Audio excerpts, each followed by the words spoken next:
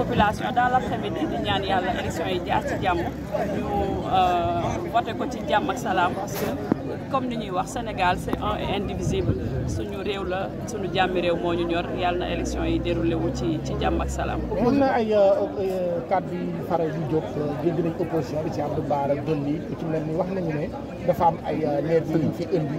am ni ñu tudd seen di bokk ni soxna Amy Mbacké ak sëñ Cheikh Thioro aussi déclaration yooyu ñu wax ko yow en tant que investi ak koo xam ne responsable Benno Bokk Yaakaar. waaw xam ngeen ay observateur ngeen déjà man bi may egsi ci seen kanam laa egsee ngeen di ay journaliste man sama oto laa wàcc ak sama membre famille donc defe naa ne sama staff ñooñu ay nervi amuñ fi opposition bi nag ils sont dans leur rôle xam nga opposition comme son nom l'indique day def bruit c'est pour exister on le leur concède mais fu mu nekk ni daal tey moom li ñu tal mooy vraiment campagne bi jàll na wax yu ñaaw yi jàll na nañ bàyyi Sénégal ñu voté ci jàmm dellu ci suñuy activité liggéey parce que tamit y a un temps pour faire la politique mais y a un temps pour travailler te fu mu ne nii temps de voter après nit ñi delluwaat ci seen activité pour la stabilité du pays defe naa loolu moo gën ajustement yi ñuy def nii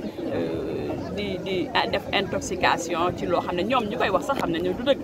parce que nervi pour lan man comme j'ai dit sànq bi ne ma yéegal sa oto dama ne Touba kenn ma fi utal frontière alors xeexuma fi xuloo ma fi je suis pas dans la violence c'est loolu bu ko ñëpp prôné woon nervi amul yoon ci champ politique bi parce que affaire bi ay argument la waxal nit ñi ku ñu gëm dañ la voter mais jaay dooleeg teg ay mbër ñoom Cheikh Thioro bi muy egsi mi ngi ànd ak gàngooru mbërëm xanaa bi mu ñëwee fekk ma fi may jigéen war na am kersa man ànduma ak kenn moom dafa ànd ak au moins ànd naa ak 20 mbër ci oto pour lan ñu arrêté violence yi Sénégal benn nit la moom bu politique bi jàllee li ñu bokk mënuñu ko seddoo ñi nekk ci champ politique bi kenn ku nekk li nga bokk sa morom mënoo koo yóbbu donc nañ ko rafetal man daal j'appelle quand même tous mes camarades amis sympathisants yu nekk si dëkk bi ñu voté delluwaat seen kër li journalistes yi di wax nag yéen ay observateurs ngeen yéen a ngi gis xam li xew ci terrain bi mais ñoom opposition ils sont dans leur rôle nañ leen bàyyi ñu def seen li ñu xam. alors Kër Baye laat lañ jógee sànq ñu ngi doon interview ki nga xam ne mooy seen Cheikh Thioro Mbacké mais force de l'ordre dañoo dikk rompre suñu interview bi menace ak ñun journaliste yi loolu si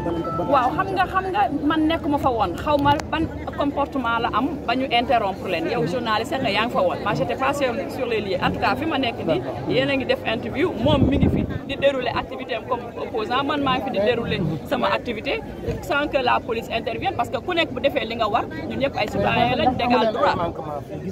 waaw non parce que manquement yi président bureau de vote ñoo ko war a soulever te kenn ku nekk bi ma laajee da nga ne ma tout se passe bien donc allié suñuy 12 bureaux de vote ñu ngi fii di ko dérouler tranquillement yàlla may dem waaw mooy li ma doon wax léegi Touba moom particularité Touba mooy nit ñi c'est une population active dañuy xëy dem uti lu ñu yóbbu ci kër yi ba noppi soog a lijjanti leneen ñii ñi ngi ci marché yi ñii ñi ngi ci kër yi di togg añ et cetera ku nekk ci ay activité am donc li ñuy def mooy ñaan yàlla ñëpp bu ñu paree li ñu war a def après midi bi ngeen ko constaté ci doxalinu Touba mooy après midi bi la mooy am affluence ci bureau de vote